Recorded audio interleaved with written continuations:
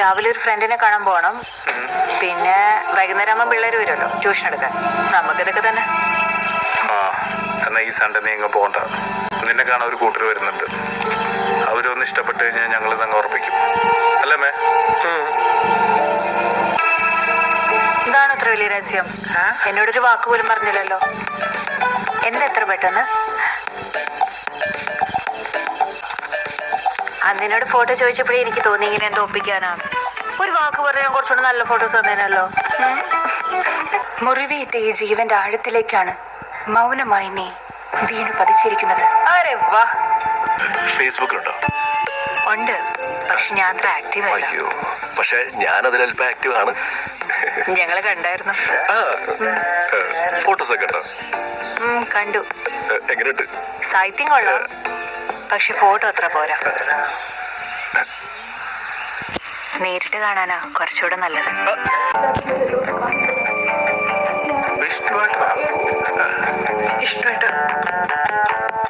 ഇഷ്ടമായിട്ട് ഞാൻ പറയുന്നൊന്ന് കേക്ക്. അമ്മ മരിച്ചവളെന്ന് പറഞ്ഞ് ഞാൻ എന്ത് ചെയ്യാനാ വിഷ്ണുവേട്ടാ?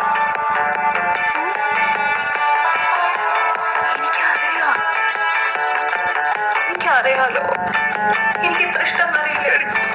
പിന്നെണ്ടല്ലോ, ഞാൻ എന്ത് ചെയ്യാനാ? പൊന്നു ഇഷ്ടമല്ലോ. ചിലപ്പോ ഞാൻ അവളോട് സംസാരിക്കട്ടെ. അൻവർ ശരി. എന്താണ് അത്ര വലിയ രഹസ്യം? ചിലപ്പോ ചേച്ചിയെ കുറിച്ചായിരിക്കും എനിക്ക് സംസാരിക്കണം.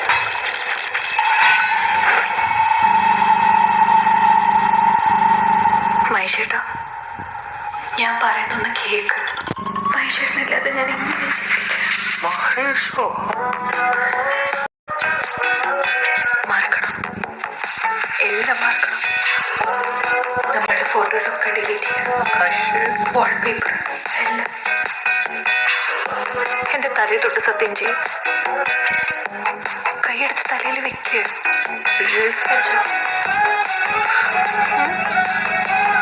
തൊട്ടോ? സത്യം.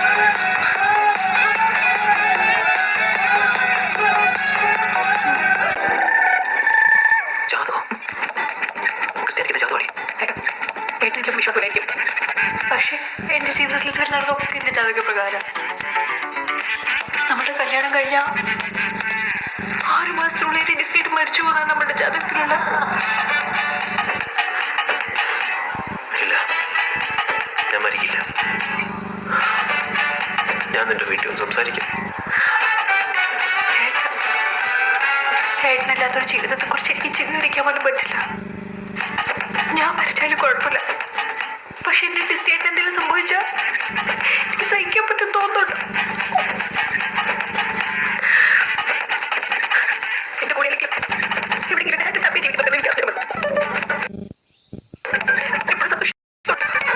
എനിക്കൊരു കുറ്റമാക്കാൻ പറ്റും. ഇനി ഒരു ജന്മ ഡിസ്റ്റേറ്റ് മാത്രമായിരിക്കും. വിഷ്ണുവേട്ടാ, നമ്മുടെ റിലേഷൻഷിപ്പ് വീട്ടിൽ ഏട്ടൻ അറിഞ്ഞു. വിഷ്ണുവേട്ടാ, എടാ, വീട്ടിൽ സമ്മതിക്കാത്ത ഞാൻ എന്ത് ചെയ്യാനാ? എന്നെ കൊണ്ട് പറ്റുന്ന രീതിയിലൊക്കെ ഞാൻ ശ്രമിച്ചു നോക്കി. മനുവേട്ടൻ അങ്ങേർക്ക് ദേഷ്യം വന്നാൽ മുന്നും പിന്നും നോക്കാത്ത ഒരാളാ. വിഷ്ണുവേട്ടൻ കണ്ട കൈയും കാലും തല്ലിയൊടിക്കുന്ന എന്നോട് പറഞ്ഞിരിക്കുന്നത്. എന്റെ വിഷ്ണുവേട്ടൻ എന്തെങ്കിലും പറ്റി എന്നെ കൂടി സഹിക്കാൻ പറ്റും തോന്നുന്നുണ്ടോ? വേറൊരു മതത്തിലുള്ള ഒരാള് കല്യാണം കഴിക്കാൻ അവർ സമ്മതിക്കില്ല. അവർ ഭയങ്കര കൺസർവേറ്റീവാ. വിഷ്ണുവേട്ടൻ എന്നെക്കാൾ നല്ല പെണ്ണിനെ കിട്ടും.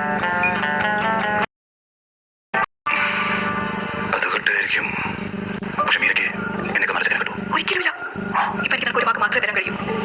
വേറൊരു ജന്മണ്ടെങ്കിൽ മാത്രമായിരിക്കും.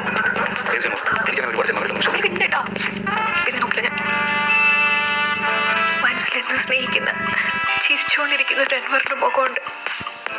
എനിക്കത് മതി. ഇനി അങ്ങോട്ട് സ്വന്തം പെങ്ങളെ പോലെ കാണും.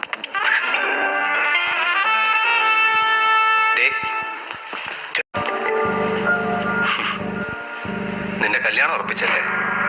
ഞാൻ അറിഞ്ഞു. പ്രേമിച്ചിടന്ന് ഇത്രയും കാലം നിനക്ക് എന്റെ ജാതിയും അതൊരു പ്രശ്നമല്ലായിരുന്നു. വലിയ കൊമ്പത്തൊരുത്തന്നെ കെട്ടുറപ്പിച്ച് കഴിഞ്ഞപ്പോൾ അവളെ കോപ്പിലൊരു ഡയലോഗ്, ഇനിയൊരു ജന്മം ഉണ്ടെങ്കിൽ സ്വന്തമായിരിക്കും പോലും. അങ്ങനെയാണെങ്കിൽ നമുക്ക് അടുത്ത ജന്മത്തിൽ ജീവിക്കുന്ന എനിക്കൊന്ന് കാണണം. എന്താ? കല്യാണത്തിന് ഇനി കുറച്ച് ദിവസം കൂടെയല്ലേ ബാക്കിയുള്ളൂ. രാത്രി ഫോൺ വിളിച്ച് മിണ്ടിയും പറഞ്ഞൊക്കെ ഇരിക്കാന്ന് പറഞ്ഞപ്പം അളിയന്റെ പെങ്ങളെന്താ പറഞ്ഞെന്നറിയാം? എന്ന് പറഞ്ഞു? രാത്രി 10 മണിക്ക് ശേഷമുള്ള ഒരു ഫോൺ വിളികളില്ല. എന്റെ പൊന്നളിയ, ഇത്ര അടക്കം ഒതുക്കുള്ളൊരു പെൺകുട്ടി ഞാൻ എന്റെ ലൈഫിൽ ഇതുവരെ കണ്ടിട്ടില്ല. Absolutely homely and aristocratic. ഇതുപോലൊരു പെൺകുട്ടിയാണ് ഞാൻ ഇതുവരെ കാത്തിരുന്നത്.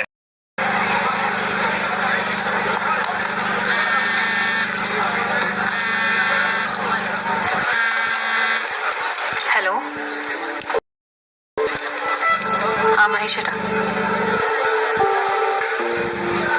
ആ, എനിക്ക് മനസ്സിലായി. അമ്മയുടെ കാര്യം ഞാൻ ഓൾറെഡി പറഞ്ഞതല്ലേ. ചേട്ടൻ കാത്തിരിക്കണം ഞാൻ പറഞ്ഞല്ലേ. ഫോൺ വയ്ക്ക്, ഇറങ്ങാൻ സമയായി. ആ അമ്മേ, ഒരു സെക്കൻഡ്.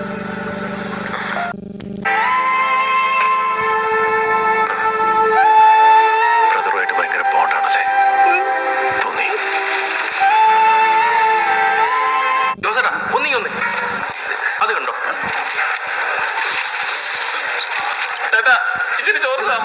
ആ ഇരിക്കുന്ന ബിജിക്കുട്ടനും ഇവിടുത്തെ മീരക്കൊച്ചും തമ്മിലേ കഴിഞ്ഞ 4 വർഷമായിട്ട് പ്രേമത്തിലായിരുന്നു.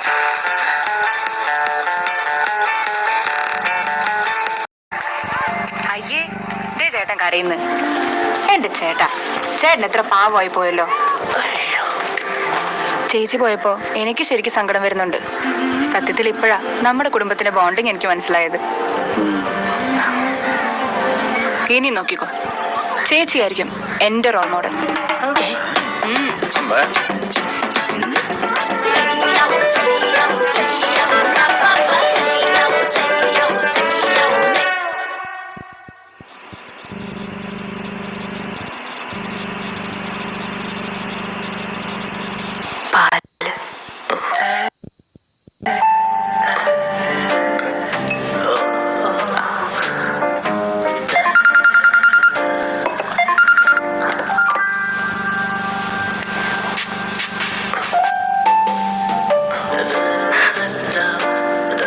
മീരെ, ഇന്നു മുതൽ നമ്മൾ പുതിയൊരു ജീവിതത്തിലേക്ക് കടക്കാൻ പോകുകയല്ലേ. അപ്പോ നമ്മൾ തമ്മിൽ ഇനി രഹസ്യങ്ങളൊന്നും ഉണ്ടാകാൻ പാടില്ല.